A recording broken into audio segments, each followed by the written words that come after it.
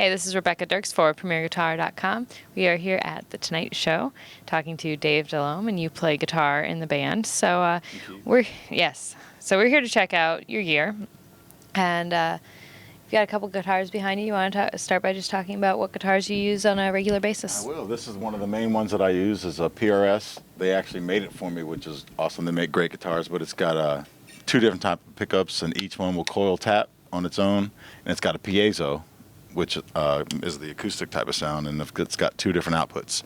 So I'll have the acoustic going through one output, stereo doubled with a line 6 pedal, and some reverbs and stuff, and then the regular rock, the main electric portion of it output to the amps and whatever else. So that's my go-to almost all the time. And then this is a relatively new axe. It's a Variax from line 6, and it's absolutely amazing. You can model different types of guitars, a Strat and Tele and Les Paul, and it's even got banjo and 12-string and all these other kind of cool sounds. And it's also got alternate tunings with this button, so you can have a regular open tuning, or drop D, or drop a half step the whole guitar, drop that to D. You can have also your own custom tunings as well. And you said you actually play in a lot of different tunings. I'm starting to play this a lot. Yeah, I play a lot of alternate tunings because a lot of the music we do is in different keys. People detune down to E flat or even open Ds or whatever it is. And if I'm doing a song that's in regular E tuning, and then all of a sudden we're doing a play on that's a drop D, and a half step lower, like a E flat drop D, I just hit one button and go, and I'm right there instead of having to pick up another guitar, which makes it really easy. Yeah, for sure. And so you use a couple of these other ones as well, right? Yeah. This is another one that's got a piezo, another PRS with piezo in it, and it's got two outputs, and it's semi-hollow body and sounds amazing, looks beautiful. And they're all, just in some of these these three are usually on stage. This one I bring back and forth a lot. That goes back and forth. It depends. I have quite a few different guitars on stage as well. So as far as the acoustic stuff goes, you've got the Takamine back here, but you're mostly using the piezo stuff if you have to. Mostly you have to go that because it's just the timing of switching back and forth. But there's sometimes that I'll plug the talk up and just rock with that too. So what are you plugging the guitars into then, amp-wise? Yeah, I use the EVH head at the moment. And I also use a Marshall every once in a while for the, I have a talk box as well, the Framptone talk box. And this one back here is actually a Dean Markley talk box. But yeah, my main amp is the EVH. And the #1 clean channel is actually my favorite rock channel, so I don't have any clean sounds. It's dirtier, and hell dirty. So. Did you get to use the hell dirty very often on the show? Every once in a while I'll get ignorant and hit the button. And everybody looks at me like, okay, there he goes. Oh, and what's the Marshall? The Marshall is the JVM 410. I think that's the one. It's the 4-channel crazy thing. Sounds great. Sounds amazing. I used to use that as my main. I was using the JCM 2000 for a long time, and then I started using that 4-channel, and then I got hip to the EVH, and I was sold right away. But I still love Marshall, and I still miss it.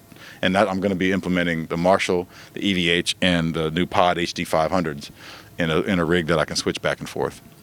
The most important thing about my guitar amping is that since my 412 was right behind the horn section, it was just too loud for them. It was just driving them nuts. So I went with the Palmer, which is the single rack mount speaker emulator. And so I just go speaker output of that Palmer, and the house takes a DI from that.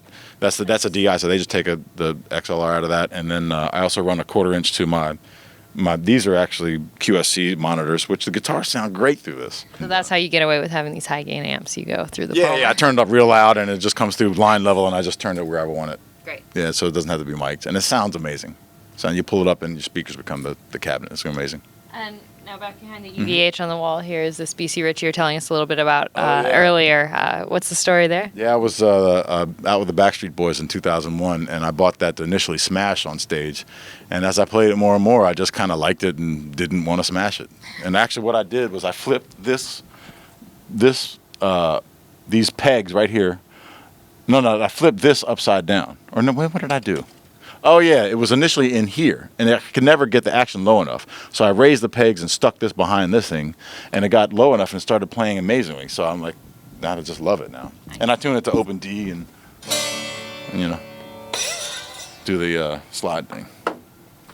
Very cool. So do you get to use that on the show a lot, or just hang out back here? CeeLo. I was part of CeeLo came on and we were the band and played for him, and played a little slide with him and one of his contestants that were on The Voice with him. Oh, sure. Cool. So you do have a handful of pedals that you're using as well. You want to talk about kind of how you incorporate these? Yeah, it's pretty simple. I have a compressor, the Joe Meek compressor, and I also use sometimes the octocompulator is what it's called, and then the EVH volume, EVH wah, and then a volume, and after the volume I have a MXR phaser, and then the Planet Waves tuner off the volume, and then off of the same volume out of the Planet Waves out of the tuner I go back over to the pod, so I can have the EVH off, but it still sends to the pod. So that's how I'm running it right now before I'm implementing the pod. I haven't figured out exactly how I'm going to do it out there implementing the other amp, the Marshall. But I'll get to that. It'll be easy. They make, everybody makes great amp switchers and all that. You guys probably know way more than I do. The other thing is a unique setup to my rig is that I always run a preamp out of the EVH or whatever head I'm using into a volume pedal, and that volume pedal feeds this Trek 2, which is a Leslie preamp, and I run it through a Leslie, which is one of the most amazing sounds in the world. For the keys or for the guitar? Oh, you run a Leslie out there. Yeah, have you ever heard it? Oh, no, I've heard it. I just that's crazy that you get to play one for the show. Yeah, I do that all the time. That's awesome. All the time, and it's the most amazing sound in the world. And that Leslie is actually behind the drummer, so that's still out there loud. You can't duplicate a Leslie. Yeah, right. Well, that is very cool. So you guys, so one more thing. I have a MXR carbon copy back there, and that's a delay that I'm running through the effects loop with the EVH. Everything else is in line, and that's the only thing through the effects loop. Now you guys have, we've seen these at some of the other shows. You guys have your own, personal mixers, right? Yeah, depending on what show we're using, we'll use in different ways. But here we're using it strictly for recording, because we've got a full recording rig back there. Oh, nice. So we do some recording for the show of like bumpers or if they need music that is going to be matched to tape. So this is just a reference. He pumps everything in here is mic'd and wired into Lenny's rig, and then he spits it back out through the Avions, and we go in headphones if we want isolation, or sometimes we may just want the click for if we're using Pro Tools on stage, just for some extra loops or whatever else. Sure. So yeah. Very cool. So when you're about how much time are you splitting between going back and forth between the keys and guitar? I think it's probably 50-50, and it really determines on what day. Some days I won't even pick up guitar. Some days I won't play keys at all, except for the theme. I'm playing keys on the theme. Oh, okay. There's a song that connects our show with Jimmy Fallon's show, and I play guitar on that on the out. So it's just like a, down E flat, drop D, real, just real ignorant and fun. Nice. Yeah. Very cool. So when you're putting together stuff, it's for the show, and you've kind of touched on this when talking about the guitars. It seems like a lot of what you have to do is really think about versatility and not switching guitars, being quick on your feet. Is that kind of how you're putting together the rig? Pretty much, yeah. I've never actually been a pedal guy. I've always wanted a volume pedal directly into the amp, and as I've got more comfortable with a few pedals, that's why I've implemented a delay and. Well, I've always liked wah and compressor. I feel like I'm cheating with a compressor because you turn it on and it's just you immediately sound better. It's wrong. But for what I do, it makes sense. Cool. Well, thank you very much for taking some time to talk us through what you're using for the show. Talking to Rickey Minor, and you play bass, and you're also the band leader for the show, correct? Yes, that's right. And we're going to talk about basically your instruments today. So do you want to start by kind of talking about what basses you tend to use and how you decide what bass you're going to use on any given night? Yeah, well, I play, I try to play all the instruments and kind of give it a rotation because, once you get familiar with one instrument, then you end up playing that one instrument all the time.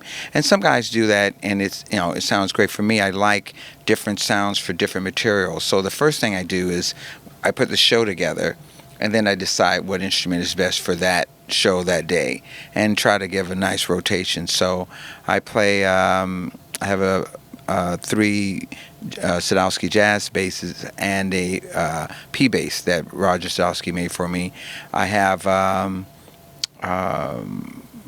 5 Ken Smith basses, 6-string, and 4 5s. Oh, and a 4-string Ken Smith. And then I have a 5-string Sadowski as well. And then I have 68 Gretsch that I play sometimes. Like I just recently played it on the show with Lyle Lovett. It's that really warm sound. The strings have never been changed. So it's a nice warm sound.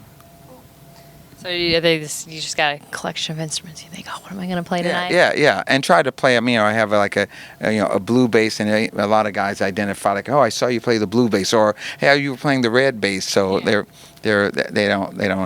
just have a blue red. So I don't have a green one yet, but so I'll have to get a green one. And do you normally stick? Do you change bass as much during the show, or you just go with? Because I have so much to do during the show, like heads and stuff, I try to play just one bass during the show, unless, and I play more 4-string now than I did in the past. I think early on, I played a lot of 5-string, and there was a lot of low notes, but now I just tune down. I'll either tune a bass down a whole step or a half step down and play that bass. But for me, because we have over 1,000 pieces of music, and so for me to read, it's hard to transpose and read at the same time as calling cues So I usually try to just play one bass. I had an injury to my hand a few years back, and so I don't have the same stretch. I had an injury and had to have with my tendons and. Had to have surgery, so I don't have the reach that I had to play 5-string. That's primarily why I don't play that much, And with the basses, do you have any particular kind of preferences for this type of strings that you're using? I find it's pretty easy. Like the Ken Smith basses, I use Ken Smith strings, and the Sadowski basses, I use Sadowski strings, and it kind of works out okay. Yeah, it's like the way it came at the factory. It must be okay, Right. Yeah, so I'm like kind of straight. Simple. Yeah, I think so. I think you have enough other stuff to worry about during the course of it. Yeah. A lot of stuff to think about, but I'm a meat and potatoes straight. Give me a nice whole note, and I'm happy. So kind of like play the function, make it groove, make it feel good, and that's it. So I don't have any pedals other than switching from. I think as a soloist, it's nice to have sounds and things that you can call on with reverb and different sound effects. But I think the bass is the foundation, so it should be pretty solid, like immovable. That's awesome. So to get that solid tone amp-wise, you got a couple. You got Aguilar back there. Yeah, I use the Aguilar amps for I guess 5 years now, and I want the bass, the amplifier is basically a near field monitor for me to hear. And what I'd like to hear is the tone of the bass acoustically. So just amplify.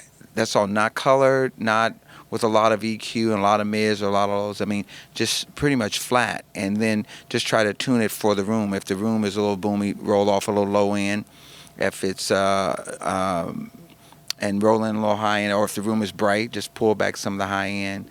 And I run everything wide open, for the most part. All the volume, and again, depending on the sound I'm trying to achieve, roll back the treble a little bit for something, or roll back the bass. If it's roll off all the treble and go with a muted,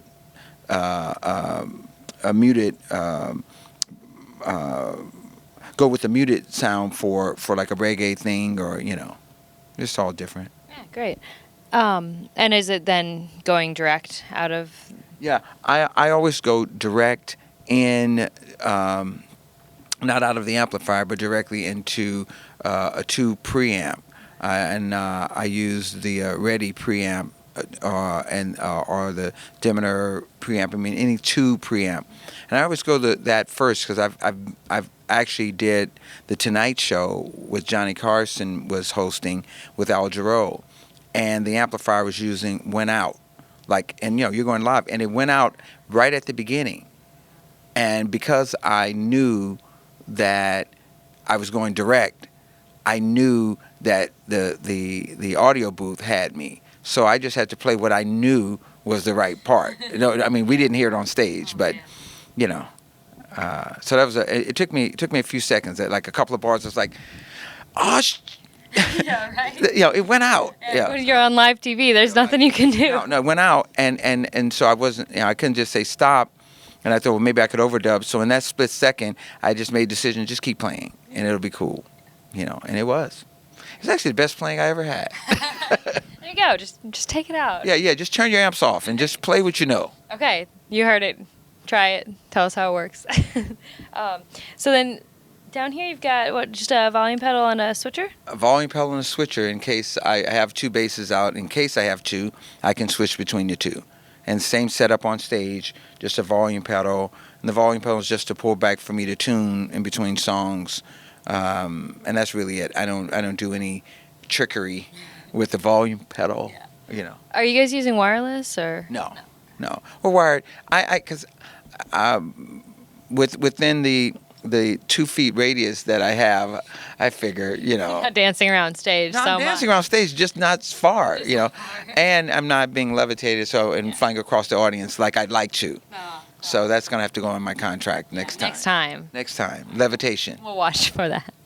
All right. So you do a lot of recording for the show, though, too, right? Yeah, we do a lot of pre-recording for the show. We were fortunate in having the show help to provide a recording situation so that we have a lot of library music that we've created and bumpers and things that we can do right away and not have to find a recording studio to go in and record a few things for the show.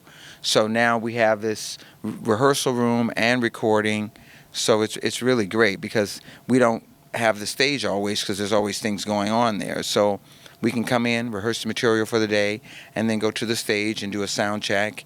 And if there's something that comes up that needs to be recorded, we can head back to the catacombs. Yeah. So do you use kind of pretty much the same stuff with recording, or do you bring in more, effects or anything? We're already wired and ready to record and mix. I mean, we could record a record and mix, and so our headphone setup is set up. And I also use a lot of synth-based stuff too. So there are maybe 5 or 6 keyboards. I use the Roland Gear, the V-Synth. I use the Nord.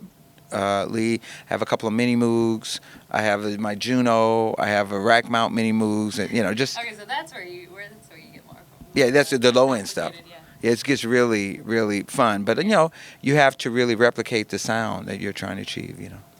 Well, I guess to wrap it up, as bandleader, tell us a little bit about kind of how that works on a day-to-day basis, putting together the show, because you have, you don't just come in and play. You put it all together, right? Well, with this show, my goal was to look at the audience here, and if I can keep the audience on the show, the live audience, excited and full of energy, then that's going to transfer out to the world. So, material-wise, we try to balance between current pop songs, classic rock, and just songs that we feel have the right energy. So we don't do too many ballads, as in this position. But we also play on the main stage on an average of once a week with one of the artists, like I said earlier, Lyle Lovett. But we've had Herbie Hancock, Sting, Jewel, Garth Brooks, Carrie Hilson, Soulja Boy, Meatloaf.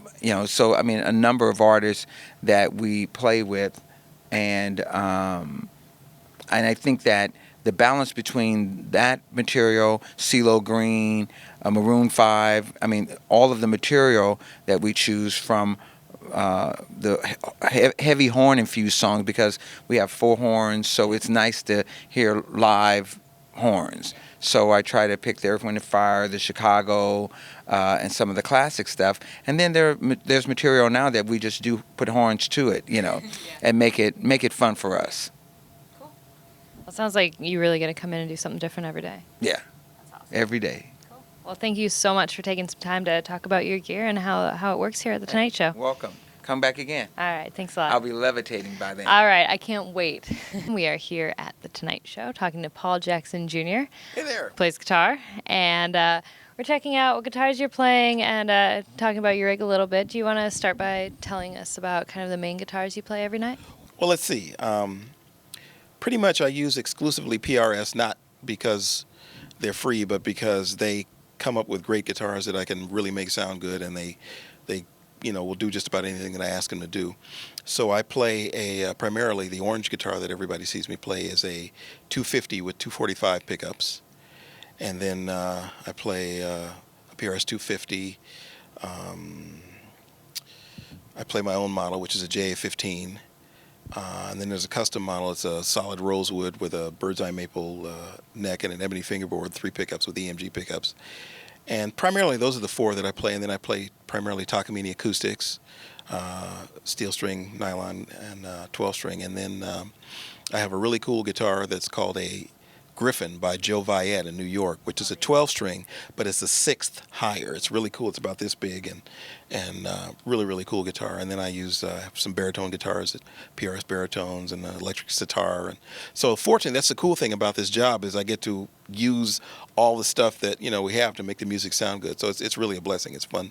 It's a fun thing to do. And how many different guitars kind of out of these do you get to switch around in a night? In one night, I may use as few as 1 or as many as 5. Every now and then we'll run across a song that has like an acoustic intro and then like a solo at the end, so there'll be two guitars in one song. But usually it can be as many as 5 guitars in one night. And the new PRS signature model is fairly new, right? Yeah, it's been out about a year. Yeah, it's doing real well for us. Yeah. You want to kind of talk a little bit about what you were looking for in that and what they made you? Well, I can tell you exactly what we were looking for. Paul Reed Smith and I got together and we decided what our favorite jazz guitar was, which will go nameless. And he owned one. It was a really vintage. It was a 1959 really, really great guitar. And he sent it to me to play, and we fooled around with it. And the goal was to beat the way this particular guitar sounded, and so that's what we were going after, and we think we did it. Yeah, so we wanted a really good sounding jazz guitar that you could use also for like rock and roll and things like that. You guys play so much different stuff here. Yeah, it's everything. It's everything from Foo Fighters to Tom Jones. So yeah, so it's a wide variety of stuff that we get to do. And right now we're in kind of the rehearsal room, so we don't have your full rig behind us, but you want to talk about what amps you're using out on stage? Sure. On stage, I use Fuchs ODS. I use an Evil Robot that was designed by John Cascia, and I also use a Cascia Rock Mod for amps, and a CAE, a Custom Audio Electronics Bob Bradshaw preamp as well. So those 4 things really is what I'm using on stage amp-wise. And how do you have them set up? Are you switching between them depending on the song, or how do you have them working together? Yeah, what we try to do is I try to listen to the songs and really focus on getting individual songs and making the song sound good and kind of matching the amp to the sound that's on the original recording.